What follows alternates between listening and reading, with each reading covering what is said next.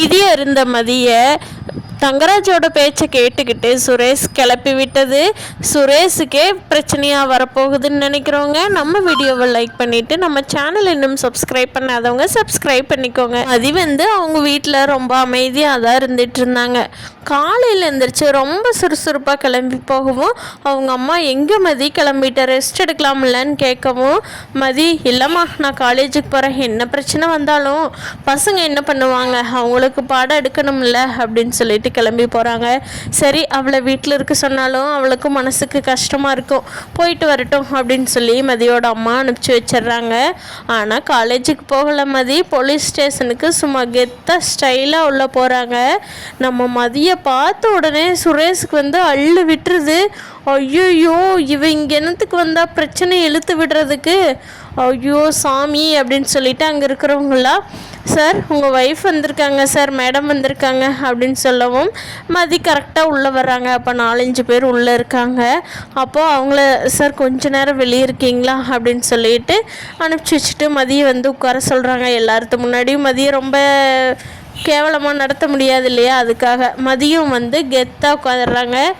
Sir என் புருஷன் மேலே complaint கொடுக்கணும், என் புருஷன் என்னை ஃபோன் பண்ணி ரொம்ப திட்டுறாரு, வீட்டை விட்டு வெளியே போன்னு சொல்லி என்னை வெளியே தள்ளி கதவை சாத்துறாரு, எங்கள் மாமியார் செய்யாத தப்புக்காக என்கிட்ட மன்னிப்பு கேட்க சொல்கிறாங்க, குடும்பமே எனக்கு எதிர்த்து நிற்கிது, ஃபோனில் என் வீட்டுக்காரர் மிரட்டுறாரு, இதுக்கெல்லாம் நான் என்ன பண்ணட்டுங்க சார், எஸ்ஐ சாரா நீங்கள் ஒரு பொண்ணு கம்ப்ளைண்ட் கொடுத்தா என்ன பண்ணுவீங்க அப்படின்னு கேட்கவும் சுரேஷ்க்கு அப்படியே ஆடி போயிடுறாரு. சரிம்மா நான் உங்களுக்கு அப்புறமா கால் பண்ணுறேன், நீங்கள் இப்போ வீட்டுக்கு போங்க அப்படின்னு சொல்லுவோம். இல்லை சார் கம்ப்ளைண்ட் கொடுக்க வந்தவங்களுக்கு நீங்கள் ஒருத்தருக்கு இப்படி தான் கால் பண்ணுவீங்களா, என் கம்ப்ளைண்ட் எடுத்துக்குங்க அப்படிங்கிறாங்க. சரிம்மா எழுதி கொடுத்துட்டு போங்க, நான் என்னென்னு பார்த்துட்டு ஆக்ஷன் எடுக்கிறேன் அப்படின்னு சொல்லி வாங்கிக்கிட்டு வேறு எதுவுமே பேச முடியல போலீஸ் ஸ்டேஷனில் இருக்கிறதுனால மதி எழுதி கொடுத்துட்டு கெத்தாக வெளியே போகிறாங்க. சார் நீங்கள் கம்ப்ளைண்ட் எடுக்கலைன்னா அடுத்து எஸ்பி ஆஃபீஸ் போயிடுவேங்க சார், நல்லா ஞாபகம் வச்சுக்கோங்க அப்படின்னு நக்கலாக சொல்லிட்டு கெத்தாக வெளியே போகிறாங்க. மதி சுரேஷ் ஆல்ரெடி அங்கே ஒருத்தர் பிரச்சனையை கேட்டுட்டு இருந்தார் இல்லையா, அந்த பிரச்சனையை முடித்த உடனே தங்கராஜுக்கு ஃபோன் பண்ணுறாரு. மாமா அப்படின்னு சொல்லி என்ன ஆச்சுடா மாப்பிள்ளை, அதுதான் உன்னை பிடிச்ச சனினேவே அவங்க வீட்டுக்கு துரத்தி விட்டாச்சுல்ல, இனிமேல் சந்தோஷமாக இருறா மாப்பிள்ளை, நீயாவது சந்தோஷமாக இரு, அவளுக்கு இது போய் கூட்டிகிட்டு வர்ற வேலைக்கு இது வச்சுக்காதடா மறந்தும் கூட அப்படிங்கிறாங்க. மாமா நான் சொல்ல வந்ததை முழுசாக கேளுங்களேன் அப்படிங்க, சொல்லுடா மாப்பிள்ளை என்னாச்சு அப்படிங்கிறாங்க. மாமா இன்னைக்கு மதி ஸ்டேஷனுக்கு வந்திருந்தா மாமா. எதுக்குடா மாப்பிள்ள, உங்கள்கிட்ட மன்னிப்பு கேட்க வந்தாலாம் என்ன, உங்கள் வீட்டுக்கு கூட்டிகிட்டு போங்கன்னு. ஐயோ மாமா நாம் சொல்கிறத முழுசாக கேளுங்களேன், சொல்லுடா மாப்பிள்ள என்னாச்சுன்னு. மாமா அவன் ஸ்டேஷனில் எம்எல்ஏ எனக்கு எதிராகவே கம்ப்ளைண்ட் கொடுக்குறான், அப்படி நான் ஆக்ஷன் எடுக்கலைன்னா அடுத்து எஸ்பி ஆஃபீஸ் போவாளா, போனால் உங்கள் ஜாப்புக்கு நீங்கள் தான் பொறுப்புங்க சார் அப்படின்னு சொல்லிட்டு போகிறா மாமா. எவ்வளோ திமிரா போகிறா தெரியுமா. சே இன்னைக்கு காலையில் அவளுக்கு ஃபோன் பண்ணி ரொம்ப ஓவராக பேசிட்டேங்க மாமா, நீ இங்கே வந்துடாத, இந்த பக்கமே எட்டி பார்த்துறாத, நீ வர்ற ஐடியா இருந்தால் எங்கேயாவது செத்து போன்னு பேசிட்டேங்க மாமா, அதனால தான் அவளுக்கு கோவம் வந்துருச்சா என்னமோ அப்படிங்கிறாங்க. ஏய் சுரேஷ் அதெல்லாம் ஒன்றும் இல்லை, அவளுக்கு பாரு சுரேஷ் எவ்வளோ திமிருன்னு சொல்லி இரு, நான் அவளை ராமமூர்த்திகிட்ட வச்சுக்கிறேன், சுரேஷ் நீ வேலையை பார் நான் பார்த்துக்கிறேன், என்கிட்ட சொல்லிட்டீல்ல நான் பார்த்துக்கிறேன் அப்படின்னு சொல்லிட்டு தங்கராஜ் ஃபோனை கட் பண்ணிடுறாங்க. ஆஃபீஸுக்கு போன பாக்யராஜுக்கு ஞாபகம் இல்லாமல் நம்ம மலர் மலையே இருக்குது. மலர் எவ்வளோ மனசு கஷ்டப்பட்டு அவளோட வழியெல்லாம் சொல்லிக்கிட்டு இருந்தா, ஆனால் காலையில் வெளிஞ்ச உடனே நம்ம அவளுக்கு எந்த தீர்வுமே கொடுக்க முடியலையே, இப்படி அவள் சொல்கிறதும் கரெக்டு தான், நம்ம அவளுக்கு எந்த ஹெல்ப்புமே பண்ணுறதில்ல அப்படின்னு சொல்லிட்டு மலருக்கு ஃபோன் பண்ணுறாரு தங்கராஜ். அப்போது மலர் ஃபோன் எடுக்கிறாங்க. சொல்லுங்க அப்படிங்கிறாங்க.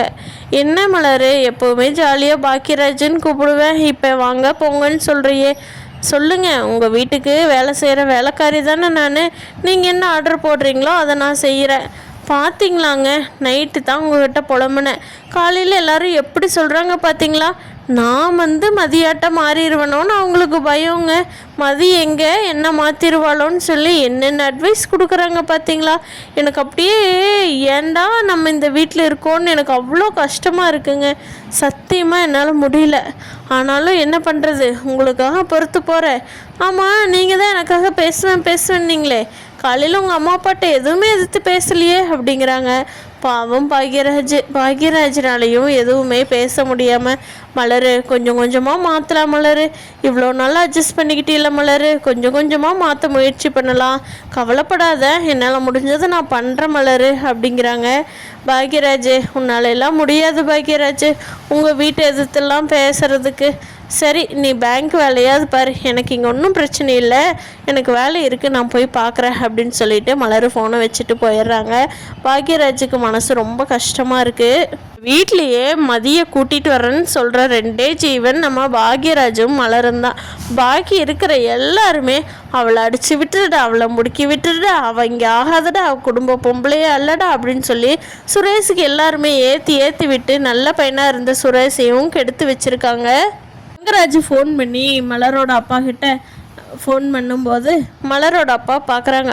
ஐயோ, தங்கராஜ் சார் கூப்பிட்றாரே, நான் இப்போ என்ன பண்ணட்டும் அப்படின்னு சொல்லிட்டு மலரோட அப்பா அவங்க அம்மா முன்னாடி தான் ஃபோன் அட்டன் பண்ணுறாங்க. என்ன சார், என்ன உங்கள் பொண்ணை வளர்த்தி வச்சுருக்கீங்க, ஒன்றா பிரச்சனை பண்ணுறா வீட்டில், அப்படி இல்லையா தெருவில் உட்காந்து பிரச்சனையை பெருசு பண்ணுறா, அதுவும் இல்லையா உங்கள் வீட்டுக்கு கூட்டிகிட்டு போங்கன்னு சொன்னால் போலீஸ் ஸ்டேஷனுக்கு போய் திருப்பியும் கம்ப்ளைண்ட் பண்ணுறா, என்ன சார் பொண்ணை வளர்த்தி வச்சுருக்கீங்க அப்படின்னு கேட்குறாங்க. ஐயோ சார், என்ன சொல்கிறீங்க, எங்கள் மதி காலேஜுக்கெல்லாம் போயிருக்கு அப்படிங்கிறாங்க. ஆமாம், உங்களுக்கு தெரிஞ்சது அவ்வளோதான், உங்கள் பொண்ணு காலேஜுக்கு போச்சா போலீஸ் ஸ்டேஷனுக்கு போச்சான்னு ஃபோன் பண்ணி நீங்களே கேட்டு பாருங்க அப்படிங்கிறாங்க. சார் எனக்கு தெரியலையேங்க சார், இந்த நான் இப்போ கேட்டுக்கிறேன் அப்படிங்கிறாங்க. இங்கே பாருங்கள், உங்கள் பொண்ணை வந்து நான் சொல்கிறபடி இருக்க சொல்லுங்கள், இல்லைன்னா நடக்கிறதே வேறு. என்னை பற்றி என்னோடய கேரக்டர்லாம் உங்களுக்கு தெரியுமில்ல ராமமூர்த்தி, அப்படி இருந்தும் நான் ஏன் உங்கள்கிட்ட இவ்வளோ சைலண்ட்டாக போகிறேன்னா, மதி வந்து ஒரு பொண்ணுங்கிறதுனால. இதுவே பையனாக இருந்தால் என்னோடய டீலிங்கே வேறு மாதிரி இருக்குது ராமமூர்த்தி, உங்களோட முகத்துக்காக பார்க்குறேன். இத்தனை வருஷம் நீங்கள் எங்கிட்ட கரெக்டாக இருந்தீங்க, அந்த ஒரு இதுக்காகத்தான் நான் மதியை பார்க்குறேன் ராமமூர்த்தி. எதுவும் பெரிய பிரச்சனையாக மதி இழுத்து விட்டுற போகிறா, பார்த்துக்கங்க. இதுதான் லாஸ்ட் வார்னிங், இதுக்கப்புறம் உங்களுக்கு ஃபோன் பண்ண மாட்டேன் ராமமூர்த்தி, எதுவாக இருந்தாலும் ஆக்ஷனில் தான் இறங்குவேன் அப்படிங்கிறாங்க. மதிக்கு திருப்பியும் தங்கராஜ் ஃபோன் பண்ணி, என்னம்மா நான் எப்படி டீல் பண்ணுவேன் தெரியுமா, எதுக்கு போய் கம்ப்ளைண்ட் கொடுக்குறேன் மாப்பிள்ளை மேலேயே, இதெல்லாம் நியாயமா அப்படிங்கிறாங்க. சார், வீட்டில் என்ன நடந்ததுன்னு சொல்லி போலீஸான ஒருத்தருக்கே விசாரிக்க தெரியல, யார் மேலே தப்புன்னே விசாரிக்க தெரியாமல் மன்னிப்பு கேளுங்கிறாரு.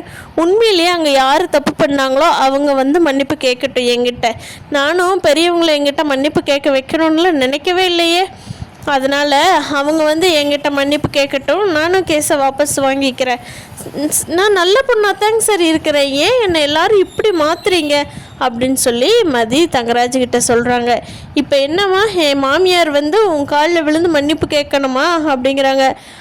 அவங்க தான் எங்கிட்ட மன்னிப்பு கேளுன்னு சொன்னாங்களே, நான் தப்பு பண்ணியிருந்தா கண்டிப்பாக நான் காலில் விழுந்து மன்னிப்பு கேட்பேன். இப்போது அவங்களா கெடுத்துக்கிட்டாங்க, அவங்க வந்து என்கிட்ட மன்னிப்பு கேட்கட்டும், அதுக்கப்புறம் நான் கேஸை வாபஸ் வாங்குறேன்னு சொல்கிறாங்க. தங்கராஜ் இந்த விஷயத்த தன்னோட மாமனார் மாமியார்கிட்ட சொல்லி, மாமா அத்தை இங்கே பாருங்கள் அத்தை, நீங்கள் எனக்கே சொல்கிற கஷ்டமாக தான் இருக்குது, நீங்கள் அவகிட்ட மன்னிப்பு கேட்டுருங்க அத்தை, இல்லைன்னா சுரேஷோட வேலையே போயிடும், அவள் வந்து ஆக்ஷன் எடுக்கலன்னா அடுத்து எஸ்பி ஆஃபீஸ் போகிறேன்னு சொல்கிறாங்க. லக்ஷ்மி சொல்கிறாங்க, என்ன மாப்பிள்ள அவள் சொல்கிறத நீங்களும் நம்பிக்கிட்டு அந்த ஓடுகாலிக்கிட்ட என்ன மன்னிப்பு கேட்க சொல்கிறீங்களே, அவள் எவ்வளோ பெரிய தப்பு பண்ணுறா, பெரியவங்களை மதிக்கவே இல்லை அப்படிங்கிறாங்க. அத்தை, எனக்கு அந்த பொண்ணை பற்றி நல்லா தெரியும், அவள் மேலே எந்த தப்புமே இல்லை, எனக்கு தெரிஞ்சு நீங்கள் தான் எதோ அதிகமாக பேசியிருக்கேங்கன்னு நான் நினைக்கிறேன், அவள் இல்லாட்டி அவ்வளோ கெத்தாக இருக்க மாட்டாங்க அத்தை, அதனால் நீங்கள் இந்த விஷயம் சுரேஷுக்கு தெரியறதுக்கு முன்னாடியே என்னோடையே இருக்கட்டும், நீங்கள் அதுக்கு முன்னாடியே மன்னிப்பு கேட்டுருங்க அத்தை, அதுதான் உங்களுக்கும் நல்லது, உங்கள் பையனோட வேலைக்கும் நல்லது, உங்கள் குடும்பத்துக்கும் மரியாதையாக இருக்கும். இனிமேல் வந்து அவளை இந்த வீட்டில் வச்சுக்க வேண்டாம், அது சுரேஷை வச்சு மூவ் பண்ணிக்கலாம், அதுதான் பிரச்சனை இல்லை, நீங்கள் வந்து அவங்க விஷயத்தில் உள்ள தலையிடாமல் இருங்கத்த, இதை தவிர வேறு எந்த முடிவும் பண்ண முடியாது அப்படின்னு தங்கராஜ் சொல்லவும், தங்கராஜோட மாமியார் சரிங்க மாப்பிள்ளை நீங்கள் சொல்லிட்டா சரிதான், நான் கேட்குறேன், என்ன பண்ணுறது அப்படின்னு சொல்கிறாங்க. இப்படியெல்லாம் நடந்தால் நல்லாயிருக்கும்னு நான் நினைக்கிறேன். நீங்கள் என்ன நினைக்கிறீங்கன்னு கீழே கமெண்ட் பண்ணுங்கள் ஃப்ரெண்ட்ஸ். தேங்க்யூ.